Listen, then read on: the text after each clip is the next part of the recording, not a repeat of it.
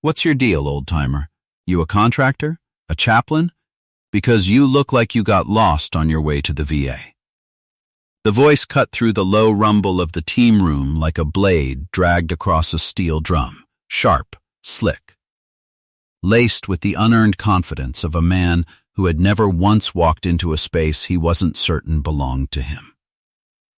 The man at the bar did not look up. He was 83 years old. His name was Earl Whitman, and he was dressed the way a man dresses when he has spent a lifetime having absolutely no need to announce himself. Worn jeans soft from decades of washing, a faded work shirt the color of old bone, a canvas jacket that carried in its fibers the smell of rain and wood smoke and time. His hands rested flat on the bar beside a glass of water, liver-spotted, the knuckles enlarged by old injuries that had never quite healed the way they were supposed to. They were perfectly still. Captain Derek Hale was 29 years old. He had a silver star and a combat action ribbon and the particular walk of a man who had faced genuine danger and survived it, a walk that other men felt before they saw it. He was physically enormous, in a team shirt and utilities, and he had come into the Naval Special Warfare team room at Coronado loud and victorious off a third deployment, his 6 junior enlisted trailing him like satellites. He had spotted the old man at the bar and something in the contrast. The stillness of it, the way the old man hadn't so much as glanced at the door when it came open, had irritated him in a way he couldn't quite name. He tried again. Seriously, Pop, he said it with just enough of a smile that the men behind him relaxed into grins. You signed in at the gate? Somebody vouching for you? Because we don't usually get the retirement home crowd in here. He glanced back at his men, gathering their agreement like a man collecting coins. No offense. Laughter rippled through the group. Easy and comfortable, the laughter of men who liked the way their captain handled things. The team room smelled the way places like this always smell. Gun oil and industrial cleaner, and the faint ghost of adrenaline that has soaked into the walls over years of serious men sitting in serious silence before serious things. A television mounted near the door played a news segment on mute. The bar stools were mismatched, the overhead lights were functional and unforgiving, and the trophy case by the far wall held unit patches and challenge coins and a photograph of a team whose names were not labeled. Outside the single narrow window, the Coronado Strand lay pale gold in the late afternoon light. The Pacific beyond it gray-green and completely indifferent. Captain Hale took a step closer. What unit were you? He crossed his arms, the question now carrying some weight. What's your call sign? Assuming you had one. Another glance back. Maybe it was bingo card. Or nap time. Something like that. The laughter was fuller this time, and more confident, because the old man still hadn't reacted, and a man who doesn't react looks, to certain kinds of people, like a man who can't. Earl Whitman set down his glass. He turned on the bar stool with the unhurried movement of someone who has never needed to hurry a single moment of his life. And he looked at Captain Derek Hale with eyes the color of a winter sky, pale gray-blue, clouded slightly at the outer edges with age, but possessing in their center a depth that felt like looking through ice at something very dark and very still below, something that had been there a long time and would remain after the ice was gone. Ghost Zero, the old man said. His voice was a low rasp, the sound of gravel rolling slowly down a dry creek bed. He said it without pride and without apology and without anything that invited further discussion. He said it the way a man states a fact that has simply always been true. Captain Hale blinked, and then he laughed.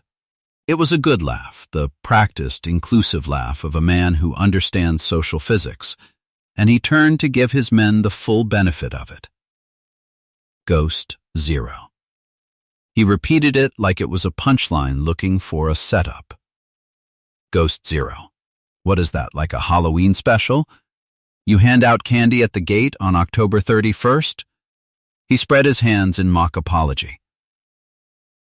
I'm sorry, I've served with some of the finest operators this country has ever produced, and I've read a lot of unit histories, and I have never once in my life heard that call sign.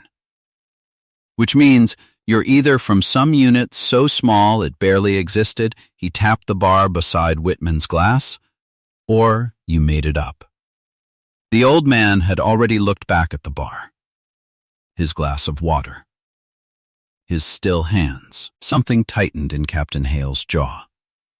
He moved to the stool beside Whitman and sat close enough to be deliberate about it.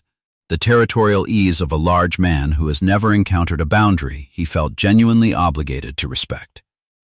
He leaned one elbow on the bar and studied the old man's profile the way a man studies something he has already decided to be contemptuous of. Ghost Zero, he said again, quieter now, the laughter gone and something harder underneath it. So that's really your answer, not your name, not your unit designation, just Ghost Zero. He looked at his men. I think our friend here was probably a cook. Or requisitions.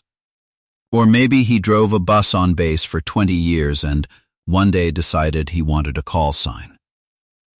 He leaned in slightly. No shame in that, Pop. Somebody's got to run the supply chain. The junior men laughed. But it was thinner now, because something in the room had shifted in a way that none of them could identify. A subtle heaviness. The atmospheric pressure before weather arrives. Captain Hale reached out and tapped the visitor badge clipped to the front of Whitman's canvas jacket. The plastic card swung on its clip and then stilled. Earl Whitman looked down at the badge.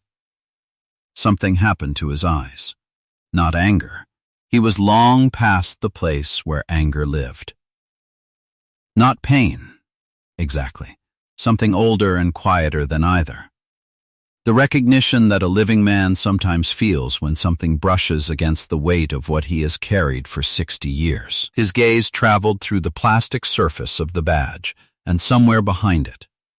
Somewhere that was not this room, not this afternoon, not this island at the edge of the continent where young men trained to become warriors and old men sat quietly at bars with glasses of water. And then the team room was gone. The smell of gun oil and industrial cleaner dissolved without transition into the smell of a Vietnamese jungle at midnight. Red clay mud and vegetative rot and the copper bright edge of blood in the air. The smell of a world that had been doing its level best to kill every man who had voluntarily entered it. The darkness was absolute. Triple canopy foliage sealed the sky completely, and what light had ever existed in this place had been swallowed without trace. The air was so thick with humidity that breathing it felt like drinking. Earl Whitman was 22 years old. He lay in the mud with his face 6 inches from the ground and his suppressed rifle cradled against his chest. And he was watching the darkness with the trained patience of a nervous system that had learned, over 3 years of this, to stop asking when and simply continue asking where. Around him, somewhere in the black, were 2 other men he trusted with everything. They breathed so slowly and so quietly that the jungle itself had no idea they were there. His call sign had not come from a commander. It had not come from a plaque or a ceremony or a unit tradition. The North Vietnamese security services had given it to him, which was the only way Earl Whitman would ever have accepted a name he hadn't earned with his own hands. They had built a dossier. They had circulated descriptions and warnings to field commanders across 3 provinces. An American operator of unusual persistence who appeared without warning in places Americans were not supposed to be, completed missions that should have been statistically impossible, and vanished again without evidence. No footprints in the right places. No spent casings. No witnesses. They did not know his name. They knew only what he left behind, which was nothing. They called him Bung Ma S. Kong, Ghost Zero, because nothing was what he gave them to find. On the bank of a river whose name would not appear in any declassified document for another 40 years, a team leader named Rayburn, a compact man from Georgia with a white scar across his jaw, and the kind of stillness that comes only from having been very close to death many times, had pressed a folded mission brief into Earl's hand before stepping into a boat going in a different direction. At the top of the brief, someone in intelligence had typed the enemy designation they had identified for the operator they were tracking. Rayburn had read Earl's face in the dark. "Don't get sentimental about it," he'd said quietly. "Just don't let them find out they were wrong." Rayburn did not come back from where the boat was going. The river took that direction and kept it. The jungle dissolved. The smell of gun oil and cleaner came back first, then the harsh overhead light, then the bar stool and the glass of water and the visitor badge swinging gently on its clip against his canvas jacket. Earl Whitman blinked once. His face had not changed. His hands were still flat on the bar. In the far corner of the team room, beside the equipment locker, a petty officer second class named Marcus Webb had been pretending to inventory a kit bag for the past 5 minutes. He had stopped pretending around the time Captain Hale said Ghost Zero for the second time. Marcus Webb had done his reading. He had come into the community believing that the history of the thing he was becoming mattered, that the men who had written that history in unnamed places deserved to be known, at least by the people who followed them. He had read the declassified advisory mission accounts, the brown water operation reports, the heavily redacted case studies from classified programs that had not been officially acknowledged until long after the men who ran them were old. One such case study, anonymized, most identifying details replaced with redaction marks, described an operator with a record so extraordinary that its full scope remained classified more than 50 years later. The call sign had been blacked out. But someone in his advanced training class had whispered the word that belonged in that black bar. Marcus Webb set down the kit bag. He told the seaman next to him he needed to use the head, and he walked out of the team room and into the passageway, and he took out his phone with hands that were steadier than he expected them to be. He called the Command Master Chief's line. The Command Master Chief answered on the second ring, the clipped, unhesitating voice of a man who processes problems as a professional habit. Marcus Webb told him what was happening in the team room. He told him who was sitting at the bar. The silence on the other end stretched for 4 full seconds. When the Command Master Chief's voice returned, it was unrecognizable. All the professional flatness was gone, replaced by something taut and careful, the voice of a man who has suddenly understood the weight of what is standing in a room 2 buildings away. "Say the call sign again," he said. Marcus Webb said it. The silence this time was only a breath. "Don't let anyone touch him," said the Command Master Chief. His voice was very quiet. "You get back in that room. You stay where you can see him. Do not let anyone put hands on him. Do you understand me?" "Yes, Master Chief. I'm making a call. Help is on the way." The line went dead. 3 minutes later, a rear admiral named James Corrigan was sitting in a budget review in Building C3 when his aide-de-camp opened the door without knocking. The aide had never once opened that door without knocking in 4 years of working together. Admiral Corrigan looked at him. The aide said a name. Then he said a call sign. Admiral Corrigan set his pen down on the table. He looked at his aide for a moment with the focused stillness of a man rapidly reassessing the priorities of his afternoon. Then he stood. He was already reaching for his cover before he finished the sentence. "Get 2 cars," he said. "Tell Commander Santos and Master Chief Rivera to meet me at the team room." He moved toward the door. "And get word to Captain Hale to keep his hands to himself." Back in the team room, Captain Derek Hale had placed his hand on Earl Whitman's shoulder. He gripped it with the easy confidence of a man who has never had a hand on a shoulder not work out in his favor. "I'm talking to you, old man," he said. His voice had dropped to something close and private. "I asked you a question. I asked you what you actually did, and you gave me a Halloween call sign and went quiet on me. That's not how this works." The old man's glass of water sat half full on the bar. His hands were still. Marcus Webb stood by the door and watched the clock above the muted television and counted the minutes with the focused attention of a man who knows exactly how many seconds are left and cannot make them go faster. The sound came first, the way it always does when something important arrives. The high-performance engines of two vehicles turning into the compound lot with an unhurried certainty that made people step back without being told. The sounds of doors opening and boots on pavement, coordinated and quick. And then the team room door came open with a force that sent it back against the wall with a sound like a rifle shot. Every head in the room turned. Rear Admiral James Corrigan walked through the door.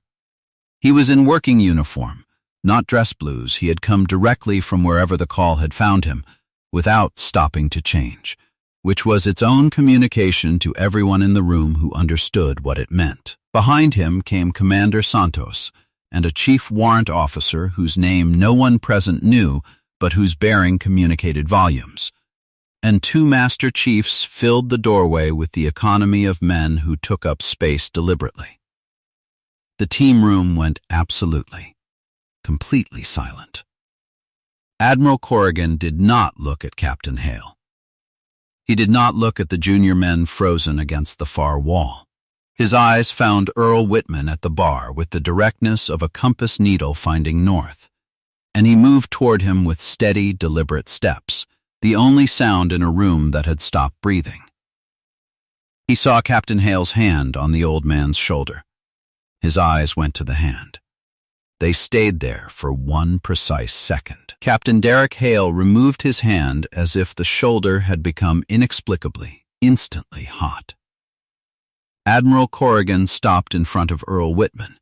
He looked at the old man, the worn canvas jacket, the faded work shirt, the liver-spotted hands resting flat on the bar. He looked at him for a moment, with the expression of a man who has understood for his entire career what certain things mean, and has been waiting for a long time to be in the same room as this particular one. Then he came to attention. The salute was immaculate. The sharpest, most breathtakingly precise salute anyone in that room had ever seen a rear admiral render, delivered to an old man in worn jeans who had driven himself to Coronado in a 20-year-old pickup truck and signed in at the gate and asked for a glass of water. He held it. 1 second. 2 seconds. 3. A sound moved through the assembled men that was not quite a gasp and was not quite silence. Something in between. The involuntary collective breath of people witnessing a reversal of the known order of things. Earl Whitman turned on his stool. He looked at the salute with those pale winter sky eyes for a long moment. Then he returned it, slowly, with a slight stiffness in the shoulder, but with a precision that came from somewhere older than any training, somewhere that simply knew what the gesture meant and had never forgotten. "As you were, Admiral," the old man said. Admiral Corrigan dropped his salute. He turned to face the room with the measured deliberateness of a man who has chosen every word he is about to say. "My name is Rear Admiral James Corrigan," he said. He did not raise his voice. He did not need to. "The man at this bar is Earl Whitman. I'm going to tell you who he is. I suggest you listen carefully." What followed took less than 5 minutes.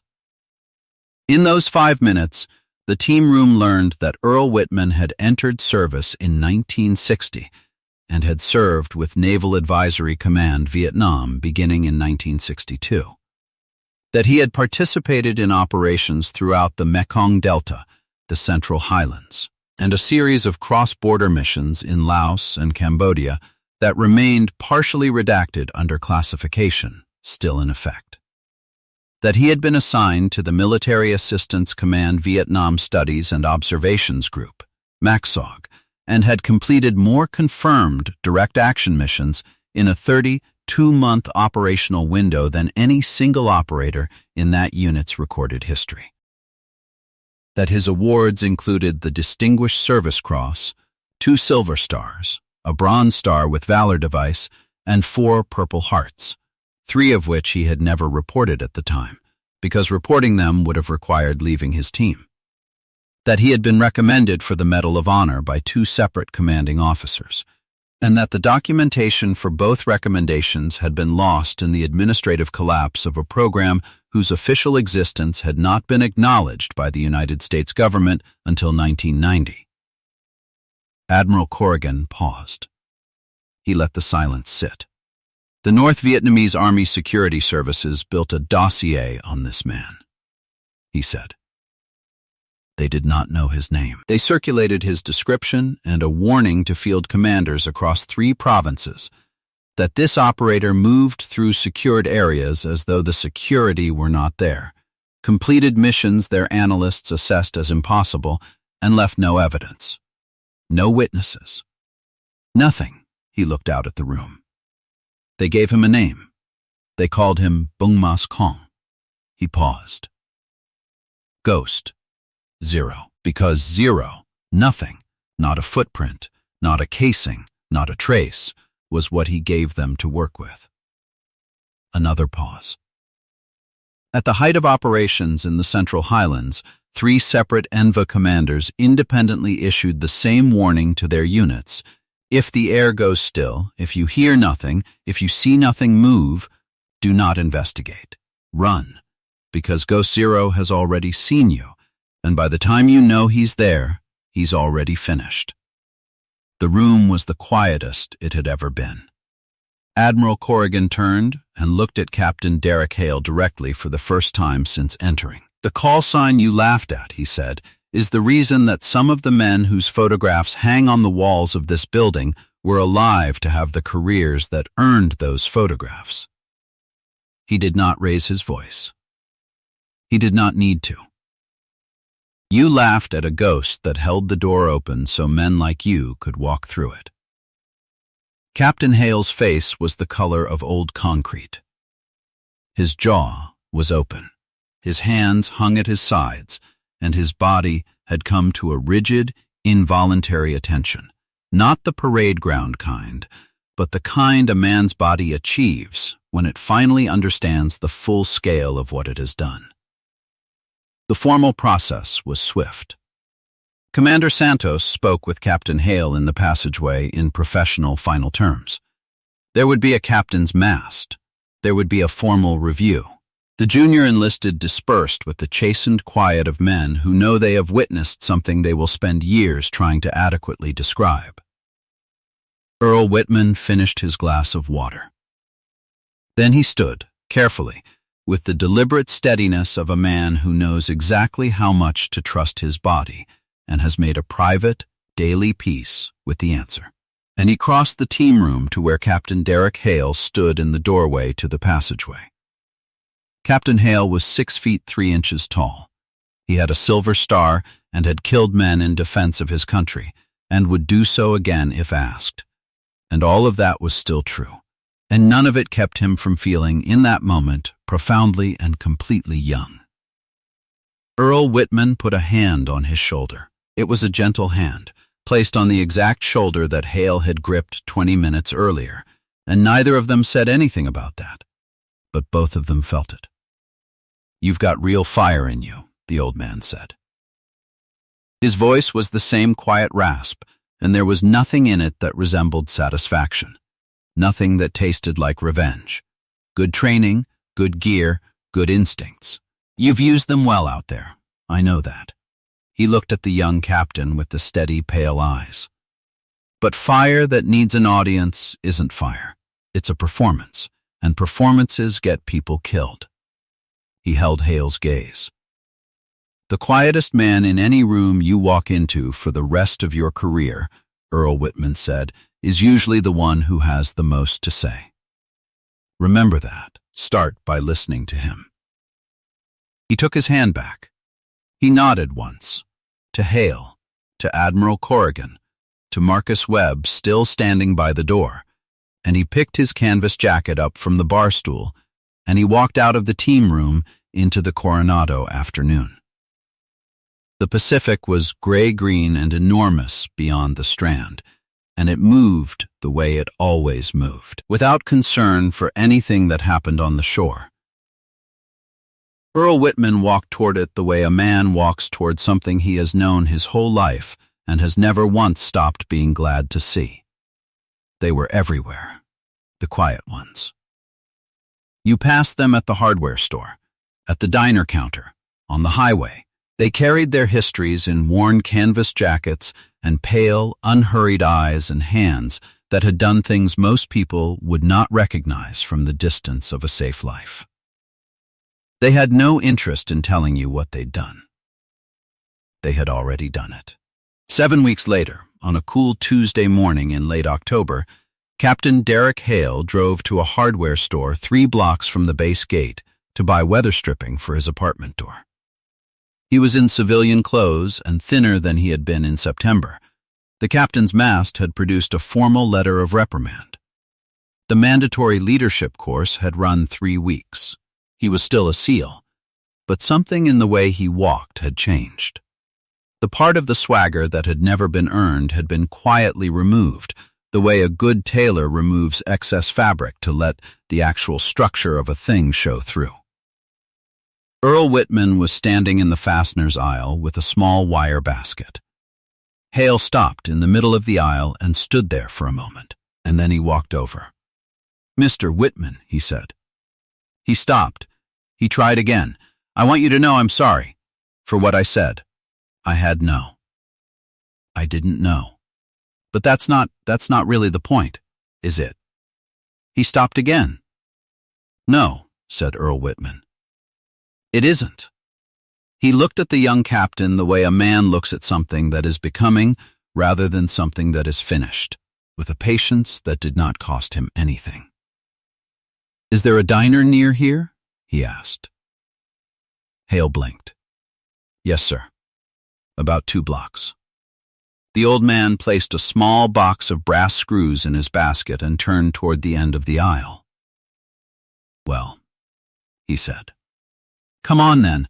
They walked out of the hardware store into the October light together, and a passing driver would have seen only an old man in a canvas jacket and a younger man in a gray sweatshirt, already talking, already past the part that hurt.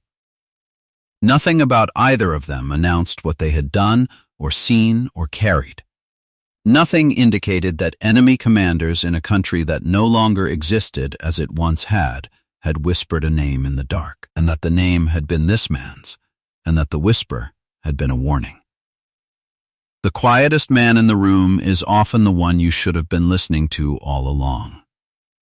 If you were moved by Earl Whitman's story of quiet courage and timeless wisdom, hit that like button and share this video with someone who needs to hear it. Subscribe to Veterans Valor for more stories of America's unassuming heroes, the quiet warriors who walk among us every day, carrying history in worn canvas jackets, waiting for no one to notice.